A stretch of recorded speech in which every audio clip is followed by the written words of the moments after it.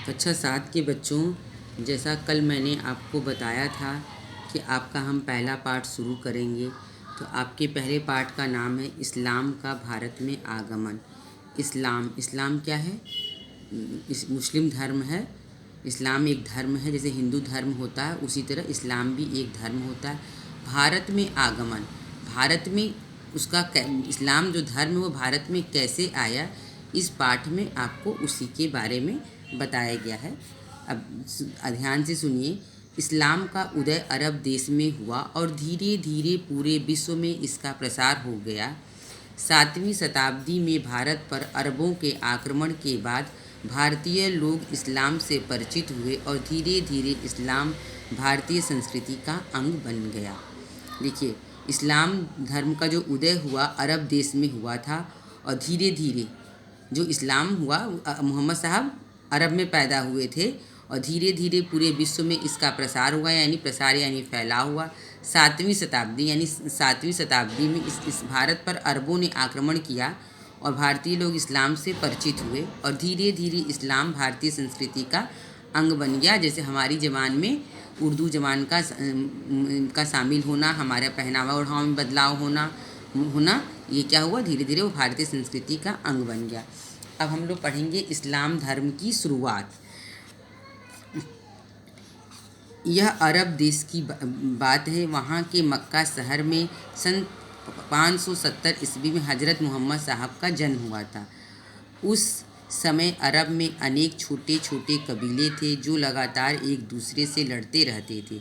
ये लोग बहुत सारे देवी देवताओं की पूजा करते थे। हज़रत मोहम्मद इन कबीलों के बीच अपनी सौहार्द व भाईचारा बढ़ाने के लिए संदेश देने लगे। ईश्वर एक है, मात्र अल्लाह की सीधे और सरल तरीके से प्रार्थना करनी चाहिए। मोहम्मद साहब ने कहा कि अल्लाह को मानने वाले सब लोग बराबर और एक हैं। देखिए, इस्लाम धर्म की शुरुआत की अरब देश की बात है। मक्का शहर में सन 570 में हज़रत मोहम्मद साहब का जन्म हुआ। याद रखिएगा, अरब देश के मक्का शहर में 570 ईस्वी में मोहम्मद साहब का जन्म हुआ। और जब उनका जन्म हुआ, जो अरब देश था वो छोटे छोटे कबीलों में था जो लगातार लड़ते रहते थे और बहुत सारी वहाँ पे भी मूर्ति पूजा होती थी। और मोहम्मद साहब के पहले अरब के लोग भी क्या करते थे? मूर्ति पूजा करते थे। बीच आपसी सौहार्द और भाईचारा बढ़ाने के लिए, उनकी लड़ाइयों को दूर करने के लिए उसमें सौहार्द यानी प्रेम और भाईचारा बढ़ाने का संदेश देने लगे। कहे कि ईश्वर एक है, मात्र अल्लाह। उन्होंने ईश्वर का नाम दिया अल्लाह और कहा कि उसकी सीधे और सरल तरीके से प्रार्थना करनी चाहिए। अल्लाह को मानने वाले सब लोग बराबर और एक। उन्होंने कहा कि जो भी अल्लाह को मानता है सब लोग बराबर और एक हैं।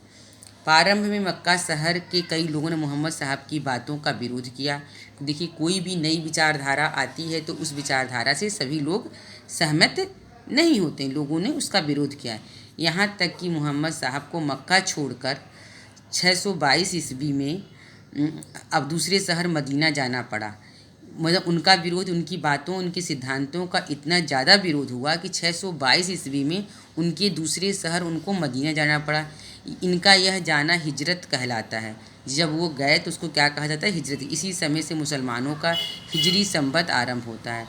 जब 622 ईस्वी में वो गए, उनकी जो जाने की तिथि थी उसी से हिजरी संवत आरंभ होता है।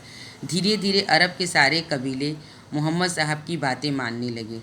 धीरे धीरे जो अरब के जो कबीले थे मोहम्मद साहब की बात मानने लगे। इस्लाम धर्म देश से प्रारंभ होकर दुनिया के कई देशों में फैला। इस्लाम जो था वो अरब से शुरू हुआ और दुनिया का मोहम्मद साहब की मृत्यु 632 ईस्वी में हुई। तो देखिए, अभी तक मैंने जो पढ़ा उसमें 3 महत्वपूर्ण बातें आईं। इस्लाम धर्म के संस्थापक कौन थे? मोहम्मद साहब थे। उनका जन्म 570 में मक्का शहर में हुआ था। ध्यान रखिएगा, 570 में मक्का में हुआ था और 622 ईस्वी में वो अपना शहर छोड़कर, उनकी विचारों का विरोध हो रहा था तो मदीना गए थे और इसको हिजरत कहा जाता। और 632 ईस्वी में उनकी मृत्यु हो गई थी। इस्लाम के 3 बुनियादी सिद्धांत हैं, समता, समानता और तथा बंधुत्व।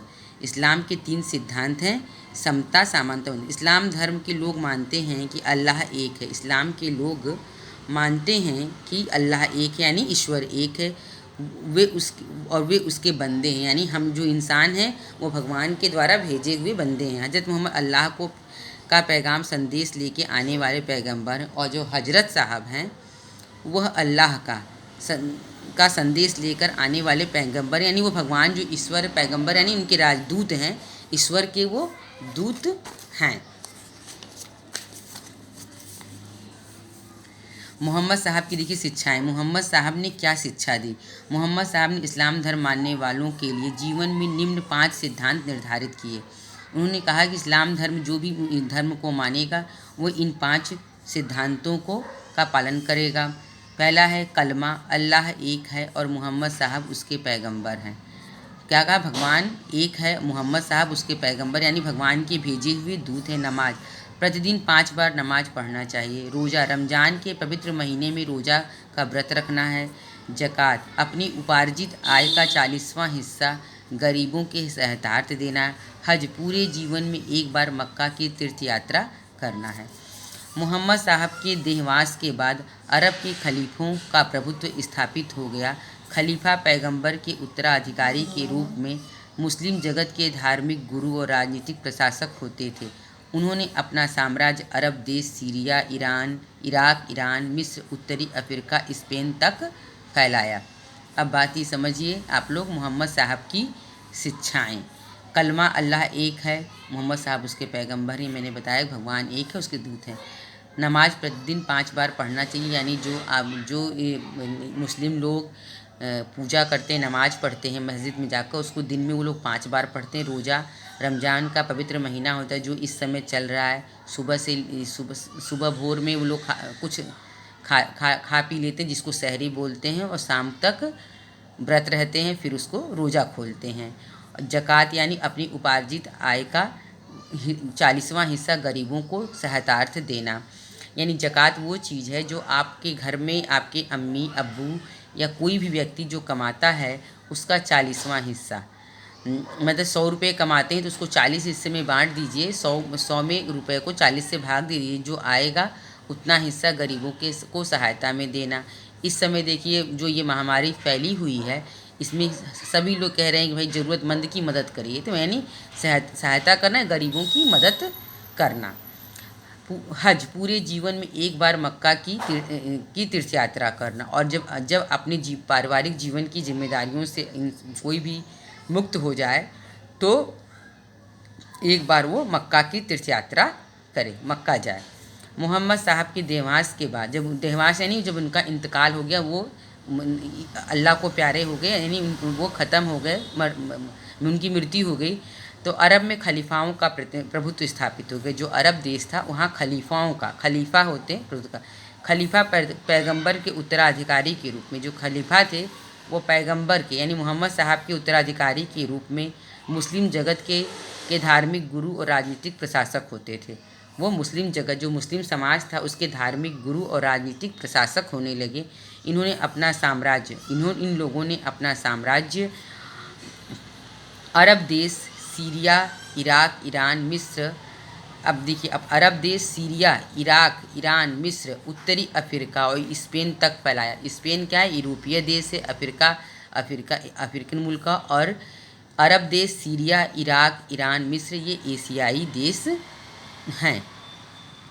तो अब हम लोग बच्चों कल इतना आपको ये बताए, अब हम लोग कल पढ़ेंगे भारत में इस्लाम धर्म कैसे आया।